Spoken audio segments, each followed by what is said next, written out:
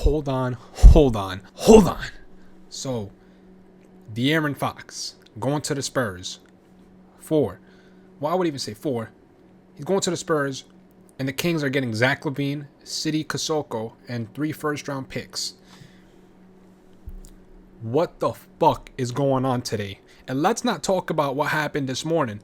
I'm going to get to that in a bit, though. Hold on. De'Aaron Fox. So you're going to sit here and tell me De'Aaron Fox going to team up with Victor.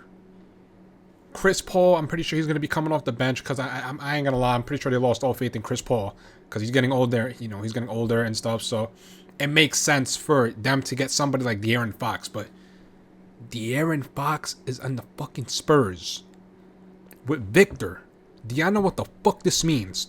Like, you're going to sit here and tell me that, I ain't going to lie, like, him and Victor is going to be a fucking problem because now that Chris Paul is probably on his way out, that team's going to be a problem. Now, for the Kings, they got Malik Monk on guard, which I think is, he's been playing very good, you know, so you gotta give props where props is due. But for the Kings, how do y'all feel about this? Zach Lavine and DeMar DeRozan, they're playing again. And I'm a Bulls fan. I said this in the video before. I'm a Knicks and I'm a Bulls fan. Been a Bulls fan my whole life, though.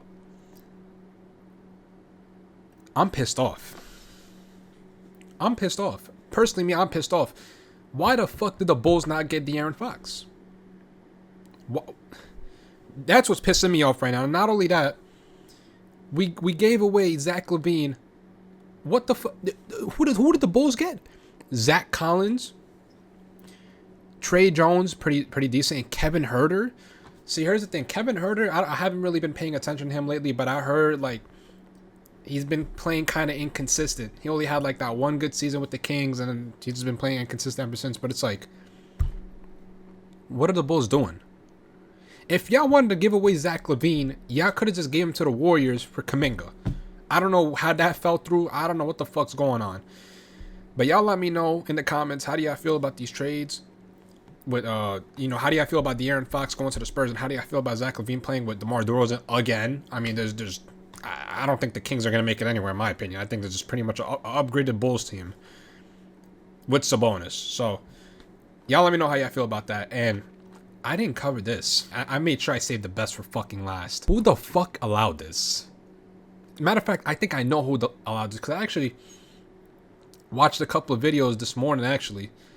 And the general manager for the Mavericks, he allowed this to go through because he had a cup of coffee, a cup of Joe. He had a cup of Joe with Rob Pelinka. He was like, Rob Pelinka, like, bro, y'all didn't see what Jason Kidd wanted to smack the fucking flames out of the general manager for the Mavericks. Why did he just give away a franchise player for a pair of glass? And I'm not saying AD's shit, because when AD's fucking healthy, like I covered this in my last video, AD's a fucking dog. How did this fall through? Now let's go down and read this. I know I'm a little bit late, I'm sorry. So you got Luka Doncic, Maxi Kleber, pretty good shooter by the way, and school threat. Literally it's the definition of a school threat right here. I'm not even gonna say his name because he's just a school threat. Behind Isaiah Stewart, by the way. School threat. And the Mavericks get Anthony Davis, Max Christie, who's actually been playing pretty good, and a 2029 first-round pick, I'm pretty sure, for the Lakers. Jazz, nobody gives a fuck about the Jazz in 2025, so let's just, who gives a shit about the Jazz? But, Jazz are trying to rebuild, so I'll give him that. Hit Shafino, I'm pretty sure he's a 16th round pick in 2023 draft, if I'm not mistaken. Lakers, once again, didn't play him. I personally think he's pretty good, so this is actually a pretty good pickup for a shit team that nobody cares about. But let's talk about this for 2 seconds. So, y'all gave away a franchise player and Luka Doncic. The Mavericks, this dumbass franchise, gave away their whole future because conditioning, and he had lack of defense. I understand the defense part. I get that. That I 100% agree with. Luka's defense is kind of horrific. Conditioning, though. This is a man that could give a team 40 fucking plus whenever the fuck he wants. He dropped 60 on ATL. with no conditioning, by the way. This is a man that has no conditioning, that could give any team 30 plus points. Look at the fucking points he's averaging. Matter of fact, I'm going to search it up for you guys first.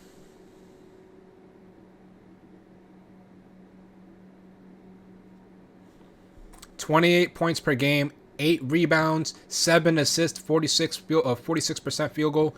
This is a guy with no conditioning, by the way. This is a guy that fucking carried y'all team, the Mavericks, carried the Mavericks to the fucking finals. This is a man with no conditioning doing this. By the way, a man with no conditioning. Let's see how many points he was fucking averaging last year, by the way. With no conditioning. No conditioning. A man with no conditioning last season for y'all. The past 2 seasons has been averaging 30 plus points. Last season, 33.9. That's damn near 34 points per game. This is the numbers he was putting up last season and played a total of 70 fucking games. You want to talk about no conditioning? Mr. General Manager, whatever. I don't even know what the... Nico?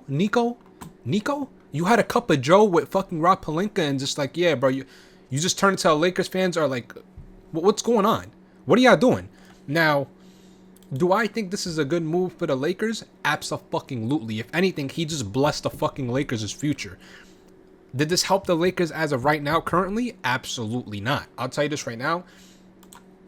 Did that even bless the Lakers? Not one bit. Because they don't even have a fucking big man. So the Lakers, as of right now, they're lacking defense.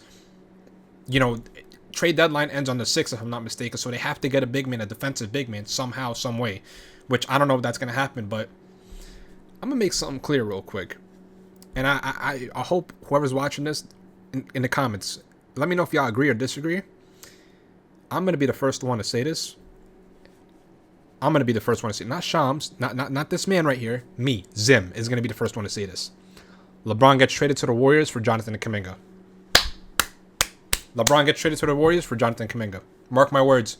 LeBron is not staying on the Lakers. Don't believe that bullshit that he's saying. He was just complaining, I'm pretty sure last week, about him and AD were saying, bro, we need another big man, bro. Hey, we need another big man. They ain't got any.